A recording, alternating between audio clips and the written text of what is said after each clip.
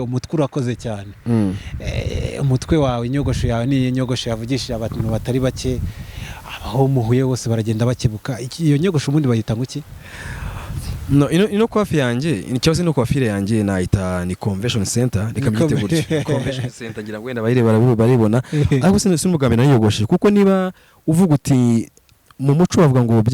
byari bibogosha by'intuzo bagita gutarya amasuba, bamwe barabishima bavuga ati wow ni birasa neza cyane, abandi batise imyaka ugezemo kuki usa nkaho ibiki byose ngura ibintu by'abana. Niba ubwira abantu ngo mureke ngo iki byose ngo amagare ngo ibiki byose ngo samoya ngo ngirimo ngo zibishe ngo ubushyuhe, kandi none ugasanga mu gitondo cyakare cyangwa ku manywa y'ihangu izo ndirimbo zirakinwa kuri televiziyo iwe, barazumva abana be barazumva nizo birirwamo. Niba wumvisha ibishegu kandi atari ibishegu nibyo bikuri mu bwonko bwawe, ubwonko bwawe nawe ubwawe burimo ibishegu, nawe ubwonko bwawe nawe urashegutse, nawe uri igishegu, ahubwo wowe ushinja abantu ibishegu n'abatarinye ibishegu nawe uri igishegu. The Zoom TV 24. Yes, twizere ko mumeze neza mu bice bitandukanye. My name is Didas aka The Zoom TV 24. Ndi kumwe n'umusore uri kuri Squaga. Bana Korea nibyo bita gutegura. LIL PAC with the best. Umeze gute? Yo, meze poa sana. Ngira ngo abantu benshi barakuzi mu myidagaduro, ariko LIL PAC with the best niryo zina tuvuze. Ubundi amazina ya nyayo abayahi? Amazina ya nyayo azini ayo navukanye cyangwa ayo nitwa mu gakino? Kwirangamuntu yanjye handitseho Ngwabije Emile. Ngwabije Emile. Yes. LIL PAC abantu bakoze muri entertainment by'umwihariko kuri Flash TV, ariko gato yatunyuriramo gato ya mbere yo kugera kuri Flash TV. LIL PAC ntabwo ari izina abantu bumvisha akakanya. So novuga ngo wenda benshi bamenye kuri Flash ni naho nanaheri by the way natanye mfite imyaka 17 ndiga mu gatatu cyo gihe, ariko mu bwana bwanjye nakuze nkunda entertainment, nakuze nkunda kwi entertaining ababyeyi banjye kenshi na kenshi nyine, kuko najyaga nko mu rugo nanifite show yitwa ngo ni uruga rw'imikino, ariko ntabwo yita icyo gihe. Yes, ko nanjye nabikoraga mu rugo pe rwose muri salamanje pe, nuvuga ngo kuri ameza nyine ababyeyi bari aho ngaho bicaye n'aba entertaining cyane. So nabikuze bimeze gutyo, nakundaga kureba televiziyo cyane, nakundaga kumva radio cyane, nakundaga mbese kumva ikintu cyose kijyanye na entertainment, kijyanye n'ikintu cyitwa na telecommunication. Okay. Yep. LIL PAC wateguye ibyo mu byita umuteguro kuri boot wakureba aho hagaza ngaye ukurikije kuva ku rukweto kugera ku mutwe. Amusa nawe nkubeshye ntago mbyibuka kuko ngiyewe ikintu nkora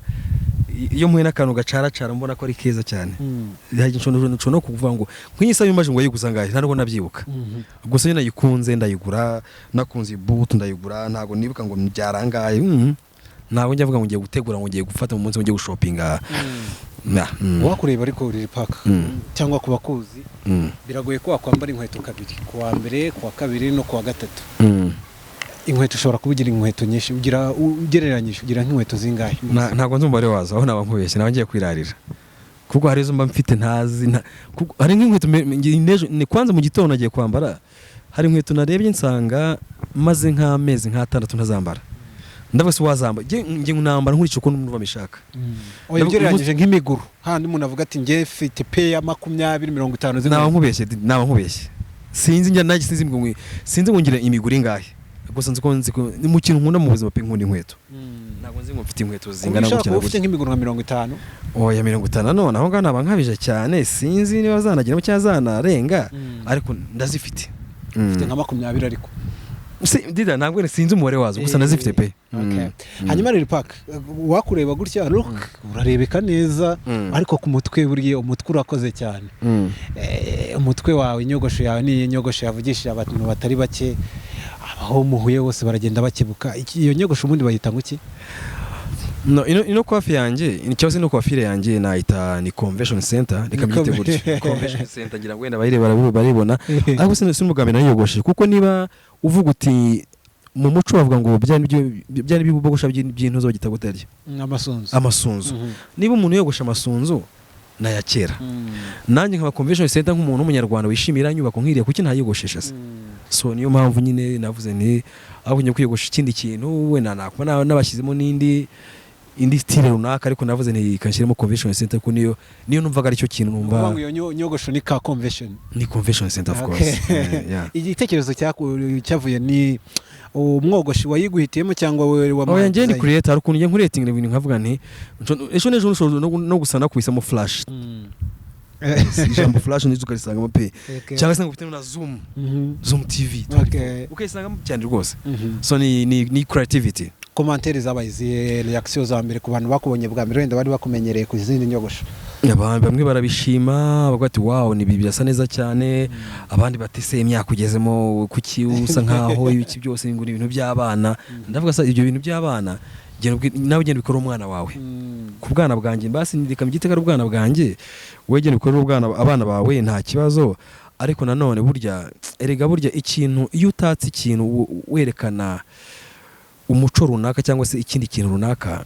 kiba gifite icyo kivuze. Ntago uko didasabayo cyangwa se na LIL PAC biratandukanye. Ufite ntuza yawe vie privée yawe nanjye mfite vie privée yanjye kandi buri muri sagira amahitamo ye. Everybody has his choice. So naho nendaga kugera kubera icyo bahisemo utashyizeho Marriott ugashyiraho ka convention. Oyega Marriott nta kiri nuzi Marriott nawe ugiye ufite Marriott washyiramo iki na design igira ariko nka convention ibaze ujye nko muri soko birumu kwa film ngo nshyiramo Marriott yaguhindura umusazi. Ariko convention nawe ubwe atayimagine ukuntu convention iteye akavuga ati wow ibi byo nabikora.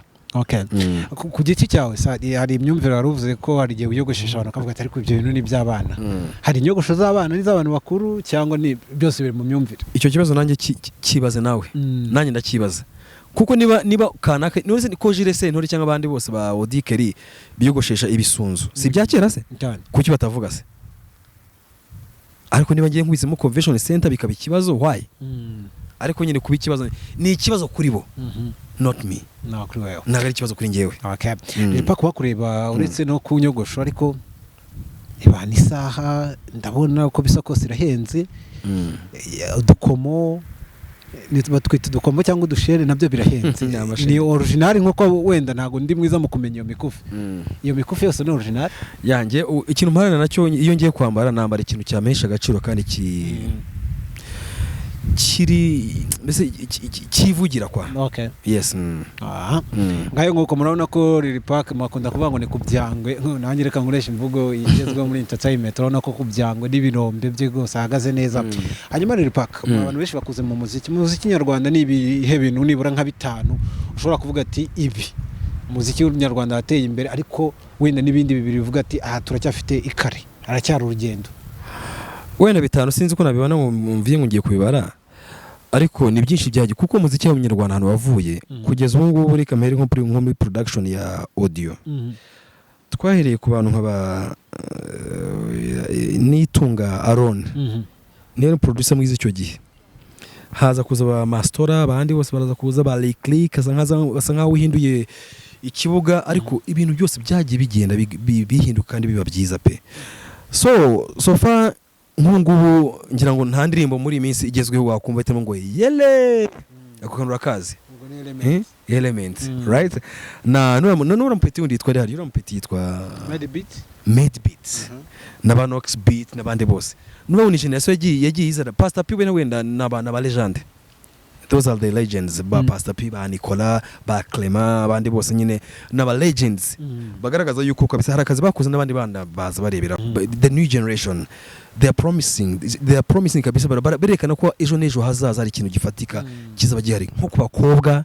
kubahungu. Urabona nko muri iyi minsi ntago umuntu kijya ku isoko rya muzika gishaka kumva indi King James ya Tom Close ya Medi cyangwa the Ben abantu nk'abo ngabo ba Reba man kuko ejo nejo ubundi haraza ikintu gishyashya. So urumva ko umuziki wateye imbere gusa wenda ikintu nanengaho wenda muri iyi minsi nta nabwo navuga n'ibintu bibiri navuga nanenga ikintu kimwe nuko isoko ntago riraguka neza rigiye kuri ya level twe dushaka nk'abantu ba promoting umuziki nyarwanda cyangwa bakiri nawo promotinga hari level runaka twumva ko niba umuhanzi ahamagaye mu gitaramo runaka nko muri Amerika muri England ahantu hose muri Australia ahantu hose za Dubai ajye muri cya gitaramo gifatika para bya bindi mu tubari. So ako ngako ndako nyine nuvuga ngo n'aba organizers cyangwa se bategura ibitaramo nabo wenda sinzi niba ari ikibazo cyabo cyangwa se ikibazo cy'abahanzi wenda ujya kumva ngo umuhanzi ngo ajye muri Belgique ariko wajya kumva wabaririza amakuru y'igitaramo yakoze ukumva gikoreye ahantu hose hafutamye pe birutuwe nuko yajya muri yagumana akagikorera mu Rwanda yajya muri Romaro Guest House akagikora avuga ati reka ngikore yes hanyuma aho ninde twa braminga cyangwa se ninde ukwiriye gushyiramo imbaraga cyane ni umuhanzi ni leta n'abategura ibyo bitaramo bipfirahe ngewe ku ruhande rwanjye ho mbara bipfira cyane kuko niba tumenye nka Davido Wizkid cyangwa Tiwa Savage n'abandi bose batandukanye baje mu rwego rw'igihugu ntago Tiwa Savage nka Tiwa Savage aza umuhanzi tuzi muri Nigeria Davido nawe nuko the same story na Wizkid nge numva hari ukuntu leta isa nkaho itarahereza valeur nagereza value umuhanzi nyarwanda ngo bavuge bati iki ni igicuruzwa cyacu cyangwa se ni ikintu tugomba kuvanamo umusaruro so iyo nikigera bakavuga bati mu by'ukuri umuhanzi n'umuhanzi nyarwanda nitukumva ngo umuhanzi nyarwanda arabikora ku nyungu z'igihugu nkuko Nigeria yafashe amafaranga irashora muri filime zabo ishobora muri muzika wabo nyine kugeza kuri level abanyamerika basigaye bamanuka bavuga za Los Angeles bakava za New York barisha kids bandi bose baramanuka ba Beyonce baramanuka bakaza gukora umuziki muri Nigeria nese no kubera karabahanga cyane kurusha abandi bantu se hari ikintu bashoboye bavana mu byanga bikunda bavuga ati bati byanga bikunda ibintu timoro turakora hari ikintu bizatugezaho so nge numva mu by'ukuri abahanzi barakora pe ntacyo badakora rwose kandi bafite no kwihiringa bumva kandi bafite n'inyundo yo kujya naho hantu ariko numva ko leta nawe mu by'ukuri kabisa leta nayo yakagombye ko yagira ikintu ikora nka leta nyine kuko umuhanzi nawe ashobora yatekereza agataho leta yakora iki uravuga leta hari ikintu yakora leta nibanze ihe agaciro umuhanzi nyarwanda bumve ko niba uha agaciro kwita izina ugaha agaciro ingagi sibyo kuki utaha agaciro umuhanzi nyarwanda waye niba ujya kwita izina ukumva ko umwana w'ingagi azatuma ba mukerarugendo baza kuki umuhanzi we utavuga uti mu by'ukuri nawe nakora concert runaka naserukira igihugu ni idarapo ry'u Rwanda rizazamuka kuko niba amavubi agiye hanze agatsindwa ninde useba si u Rwanda ruseba harubwo n'umuntu runaka useba ni igihugu runaka giseba ni igihugu cy'u Rwanda giseba so nanga rero sasa numva ko niba uhereza agaciro amavubi ikipe y'igihugu y'u Rwanda hereza agaciro n'umuhanzi nyarwanda wumve ko niba sohotse hanze y'u Rwanda ntago agiye kwishimisha nagarambiye yansagiyemo ni idarapo agiye kuzamura ry'igihugu yes hari indirimbo zikunzwe n'urubyiruko muri no misi ariko zidakunda kuvugwaho rumwe bitewe n'ijambo rimwe ntazaho ryaturutse ryitwa igishego izo ndirimbo umuziki wanyu wa mbere ubwo ndavuga mugitangira kuzamura umuziki kugeza ugeze ku rwego mpuzamahanga cyane ko indirimbo nyarwanda zatangiye kwambuka n'amazi magari uyu muziki w'ibishego ni ukunzwe cyangwa urimo ibishego ni ukunzwe n'abatari bake ribo n'urubyiruko ariko hakaba ikindi gice cya leta kivuga ngo ariko izi ndirimbo ziteje ikibazo izo mpaka urazikurikirana ariko se umuti wazo ni uwuhe burya ujya gutanga umuti ariko wabanje no kubona n'indwara iyo ndwara y'ibishego nge ntayo mbona sofa ntayo mbona kabisa ko ndi umuntu uzikina cyane ibyo bita ngo ni ibishego ahubwo ngira ngo ibishego saba biririmbye ahubwo ibishego biri mu mitwe y'ababa babyumva niba mvuze ngo uyu ni umweru sibyo okay basi turi kumweru iki si kiganza sinoke eshanu none se nigeze mvuga ko ari urutoki rwa gatandatu ruriho oya ni intoki eshanu sibyo harimo sumba byose mu kwita rukoko no ibintu nk'ibyo biraho nyine none se wowe utekereza nimba mvuze ngo ni intoki eshanu wewe kuki wakumva ko ari intoki 10 kandi atari 10 yes ibyo nibyo bishego bavuga rero nta muhanzi uraririma ngo yerure ngavuge ibyo bishego bavuga ese n'ibyo bishego bavuga nibi ntekereza ko nabwo ari ubuhanzi wenda ku giti cyane kuzimiza n'ibintu na kera byabayeho n'abahanzi ba kera n'abakurambere bacu barazimizaga kuzimiza n'ikizi so kuvuga ngo uraho ngo runaka ngo ujye kuvuga ngo ibishego ngo ujye guhagarara ngo nimbo z'ibishego ushingiye ku kizi uvuga ko ari ibishego nta na kimwe hari ababisesengura akavuga ati hari audience zagenewe wenda urubyiruko reka ngubwire ikintu kimwe niba wenda for example bavuga ngo igare kunyonga igare ngo si what ukaza ngo ntuza ngo saa moya hakaza ngo bushyuwe ibintu hari ijambo wari wumvamo rivuga rigahamya neza imyanya ndanga y'umuntu none se nyine kubana se kwenda riva dusesenguraho gato kuri ako kantu hari abavuga ati ariko abana iyo bazumvishe bibagiraho ingaruka ukurikije ingaruka zihese kandi abana bakosoma umuziki wumva ko bibagiraho ingaruka umwana ku buryo niba yumvishe ngo igare ajya kudevina koko kugeza ageze ku gisubizo finali cyangwa se n'ubundi yumva nk'igare ntibazakubeshye nta mwana nimuririmbira igare bazumva ko ari igare ni igare nyine nese wowe kumyumvire wowe ariko numva nanjye ari igare nose niba umuhanzi yavuze ni igare nyine ni igare yavugaga nyine niba yavuze ati ni saa moya nyine wowe nkawe wowe uhera he ujya kumujajinga hanyuma se kuri icyo gitutu hari igitutu cy'aba bakonservateri b'umuco w'abantu bavuga ati dukomeye ku muco abandi bakavuga ati nyaboneka abahanzi bari gutambikira ntago mubona ko gishobora kwica umuziki nyarwanda ahubwo se ubwabo bo barawufite abo ngabo bo ubwabo barawufite umuco umuco burya hari abantu baba ari impirimbanyi z'umuco iyo ni devone nguhaye ashobora kubikora ari iby'akazi gusa ariko se ku giti cye ubwe ku giti cye afite umuco niba ubwira abantu ngo mureke ngo iki byose ngo amagare ngo iki byose ngo saa moya ngo ngiri ngo zibishe ngo ubushyuhe kandi none ugasanga mu gitondo cya kare cyangwa ku manywa y'ihangu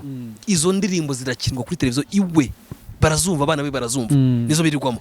hagezo muri izo hanze abantu ba Nicki Minaj ba 69 birwo baririmba ibikize uzashaka ni bitwa wapu njye nyibona irimo ntugibona abakobwa ba Kadibi none se nyiri Kadibi nanoza na Nicki Minaj babikora ibiki kandi rakunzwe none se hanyuma se iwabo ntibazireba abana babo ntibazireba none se ni gute waza kumbwira ngo umuco uje kwiteneka ku muntu wirinda igare rye akarimba saa moya akarimba ubushyuhe nguje kumwiteneka ngo kwera ko ufite point ufite position runaka ntabwo ibyo ngibyo erega dida ibintu bigeze ahantu hari ahantu bigeze umuntu atagikangwa n'induru z'umuntu runaka uzakangwe n'ukuri apana induru z'umuntu runaka ibyo ntabwo byaciye intege ntabwo ari environment itari nziza abahanzi badashobora gukoreramo niba ubanza akora ikintu umuhanzi nawe wajya gucibwa intege n'ibintu nk'ibyo ngibyo nawe ntabwo yaba akiri umuhanzi yaba ari umunyabwoba yaba ari umuhashyi nyine wa mugani ngo ujye bayivuga ariko niba uzi ngo waririmbye ibi nawe uzi ibyo ushaka kuvuga reba nk'ino ndirimbo y'ejo bundi ya Davis D ifarasi yerekana ifarasi kumba kwicaraho nyine ni ifarasi ye nyine kucyumva ibindi bintu kucyumvirana hari ikintu kirakweretse ntekeza ko wenda no kumigendanye n'ubutumwa abantu bumva ubutumwa bitewe n'imyaka nyine n'imyaka ahubwo bumva ubutumwa bitewe n'ibyo bashaka kumva mu mitwe yabo niba wumvisha ibishegu kandi atari ibishegu nibyo bikuri mu bwonko bwawe ubwonko bwawe nawe ubwawe burimo ibishegu nawe ubwonko ubwawe nyine burimo ibishegu nyine nawe ubwawe urashegutse yise nawe ubwawe urashegutse nawe uri igishegu ahubwo wowe ushinja abantu ibishegu niba atari ibishegu nawe ubwawe uri igishegu ripaka ko muri tagiye kwa pasiteri hanyuma ripaka n'ibyo ikintu wenda nibazagaho iyo pressure imeze gutyo y'abantu bameze batyo no ku muziki nk'umuntu uri impirimbanyi y'abahanzi njya mbibona n'impirimbanyi y'umuziki nyarwanda ntabwo bishobora gucreate environnement itari nziza ku buryo umuhanzi yumva ko arahanga wa muziki uteganwa n'abantu runaka kandi wenda arafite audience iririmbira ikishima Dida nibyo nakubwiraga mu kanya nuterwa ubwoba n'ibintu nk'ibyo ngibyo ukumva ko wenda hari ikintu kibaye induru zavuze nawe kuva ko ugomba guhinduka ntabwo aba ukiri umuhanzi aho ngaho uzaba uri umuhashyi icyo wagiye guhaha nyine utakibonye nyine ujya ahandi ku isoko rindi runaka ariko iri umuhanzi nyamuhanzi urahanga nyine ibikurimo n'ibyo ngibyo nose ubu zarwagihuta zantuza ino ndimo yakera y'impara yitwa yitwa nk'iki Nansira niki asira mbabarira se ko nakoshe oya ngo ko nabandi baje bigendera mama munyana icyo gihe cyose ko zabayeho abo bantu uruzikwiriya yenda kumera nka ntiza buri none se nyirawo mugani none kuki batazihagaritse se kuki batavuze ko ari bishego babyibutse ubu ngubu kwira ko wumvishe ngo ngabana babo ngo bajya kubana hanyuma se umwana wawe wamurinze ibyo ugomba kumurinda hari ibyo batagomba kumva nyine bimurinde ibyo abakuru babyumva ari bakuru nyine wowe urafata umwana kuva saa moya za mu gitondo ukamugeza kuri Trace TV za MTV ibyo uri reba byose birutwa n'ibyo yumvishe kuri radio runaka none ubwo muzahurira he ubwo no kuvuga ngo ibishego si by'abanyarwanda nta bishego ngende kubona muri nta bishego ngende kubona nta na kimwe kire ku munsi umwe umuntu yeriwe akavuga ati izina mwizina akavuga ati ni iki akakivuga mu izina aho nzabyemera kagishego aho umuntu wenda yanakumakuma ariko mu gihe kuzimiza wewe kuzimiza ni ibintu bisanzwe n'ubuhanzi byo ni ibintu bisanzwe kabisa hanyuma LIL PAC wenda tunakurekura yangira ngo abantu benshi bagukunze nekeza ko tujya dusiga ibibazo abantu bazakubaza tukazabisubiza rimwe na rimwe wongera kutubonera umwanya mu buzima busanzwe LIL PAC ni muntu ki urarakara bigenda gute naho turakara kamere ko ahantu byageze ugeze ku bishego rwose mbona oya ngiye mu buzima ngiye kunteye nanga karengane nanga umuntu wakwitunira ku wundi cyangwa se nanga karengane mu by'ukuri nanga ikinyo umuntu wabeshyira undi kugira ngo agere ku ntego runaka zashaka kugeraho kandi aciye mu nzira zitari nziza niba ushaka kompeta nanjye dukompitinge sava nutsinde ni gutsinde ariko ujye kuvuga ngo ugiye kugambana ugiye guca mu zindi nzira kugira ngo umpirikishe ikinyoma ibyo ngibyo nana guhirika mbere yo kumpirika LIL PAC abantu benshi b'impirimbanye nawe ndakwita impirimbanye y'umuziki kuko ubona ari umuntu rwose ushaka ko umuziki utasigara inyuma usanga kenshi bafite amateka muri icyo kintu hari amateka mabi cyangwa meza ufite ku muziki of course mabi ntiyabura yo ntiyabura n'ameza yarahari ariko ntago this is not the right time to kujya mbe nabivuga iki ntago ari cyo gihe kiza kujya mbe nabivuga ariko ndimo ndategura ka documentaire kanje kuri career yanjye maybe bizasohokamo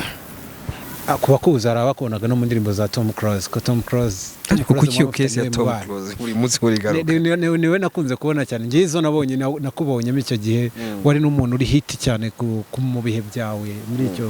muri iyo myaka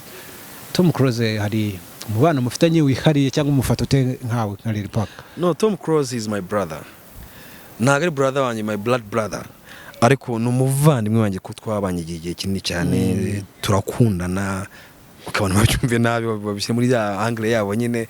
Tom Cruise n'umujama wanjye cyane ndamwubaha umuntu mukuru cyane ajya ngira inama kanjye n'abari LIL PAC iki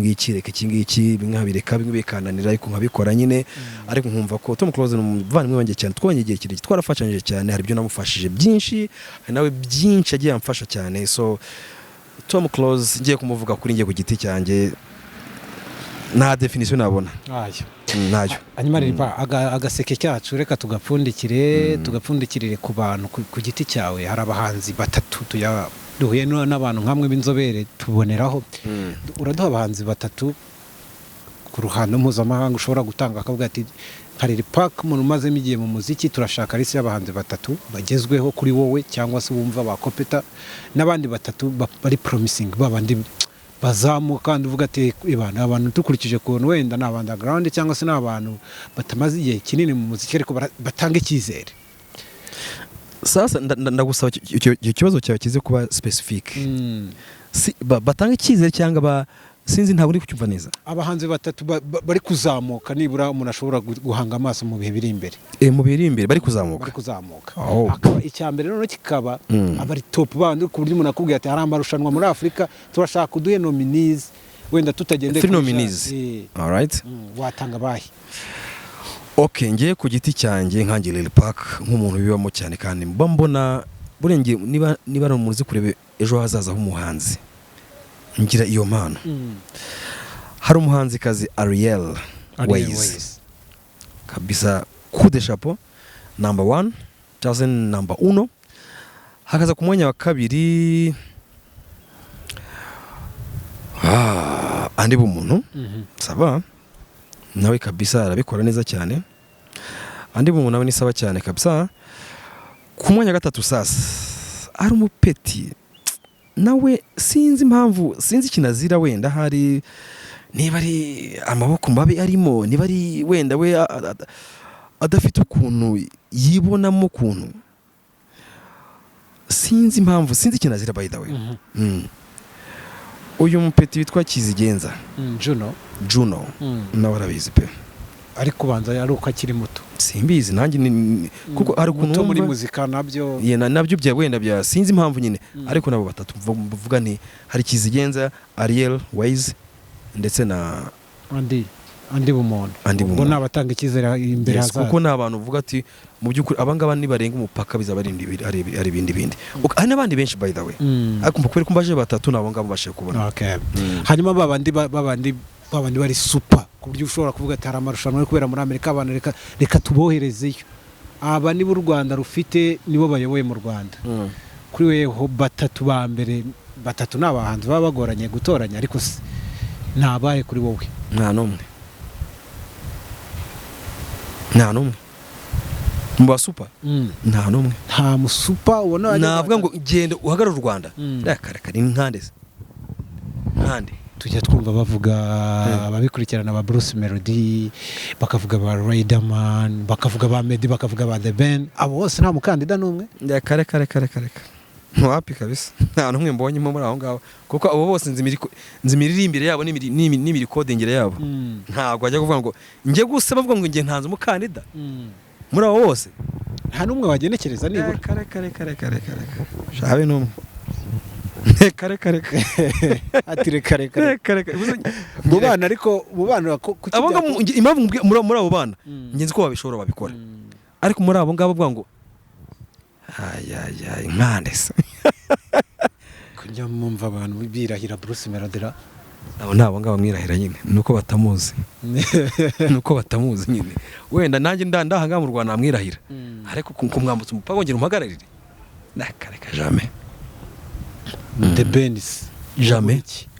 barabura ikibunda kubera iki batambuka ni imiriri imbere ya live itari mizima erega hari kuririmba no gusakuza biratandukanye kuririmba no gusakuza biratandukanye kumva ko wasakuje cyane no kuririmba biratandukanye so niyo mpamvu ntago reka ngayo nguko LIL PAC wenda reka tugushimire cyane ku kiganiro kizaduhaye n'iminota myinshi nikiza ko n'umwanya w'ingenzi wo muri weekend twari twagutwaye hanyuma wenda ku kabazo kanyuma tunasoza kamatsiko yusoje akazi kwa kundi muravuga ati nta kintu cyo gukora niki kikugira busy ikintu kigona kungira busy rero akenshi sinyankunda gutembera sinyankunda gukora iki burya iyo ndangiye n'akazi nanjye nipanga kandi kanjye ugasanga niba nanangiye saa 10 cyangwa saa 9 z'amanywa aho kugira ngo ntange kuruhuka ahubwo nkajya mu kandi kazi nanone tena uvuga ngo uruhukira mu kandi kazi nabyo bigezweho kurya se ukunda kurya iki LIL PAC ngereyo njye nkunda inyama buriya zokeje ariko inyama zokeje ubwo ni ka bruschette oya nagari bruschette gusa ikintu cyose cyo kice ndagikunda ibiryo bya bindi noneho by'ifunguro muri igitoki cyane buriya igitoki n'amashaza icyo kunywa hatarimo amazi ndikiburiye ibura nkunda Fanta Orange bakunda kuvuga ko abantu banywa Fanta Orange ari amasugi ntibasuggesta urumva suri manzi ngende imanzi se icyo cyoza nanjye njya nkibaza niba ndi imanzi LIL PAC hanyuma uri umunyarwanda cyane of course 100% ni iki kigutera ishema kuba uri umunyarwanda kuma gihugu cyiza gifite umutekano kandi kuba mfite perezida mwiza umunyabwenge yes LIL PAC bitaza kuba umunyamakuru umva ari kubiki ariko umusirikare ntabwo cyangwa kumusirikare nkajya muri departement y'ubutasi akada cyane buriya ikintu cyitwa ubutasi ndacyemera sana ariko nk'amaneko mwiza cyane kabisa umva wari kuneka nko mu bihe bice oya biterwa n'abari kunyobora tuvuge wenda baravuze ati LIL PAC no kujya ari kuneka amabandi ari kujya kuneka ababangamira umutekano w'igihugu we wumva wanekaye ngiye nari kuneka nk'abantu babandi bigize ibyigomeke bigize bakaraba kajyahe akandi urugero ukaneka umuntu ukamugenda runono nk'ukwezi kose ukimuneka ku munota wanyuma akisanga yageze mu Rwanda atazi ukuntu yageze ukumva ari kuba maneko mwiza cyane kabisa uwo maneko LIL PAC mu nzego z'ubuyobozi LIL PAC mu minisitiri mu badepite muri ba meya muri ba gitifu w'utugari muri ba mudugudu n'uwuhe mwanya wumva ukavuga ati nubwo ndi mu itangazamakuru ariko aho wampa nazunguza muri aho hose uvuze rero sinaba minisita sinaba meya sinaba gavana sinaba gitifu sinaba iki nge akazi kanjye iyo nza kuba ntarakoze itangazamakuru ntabwo ko nako umusirikare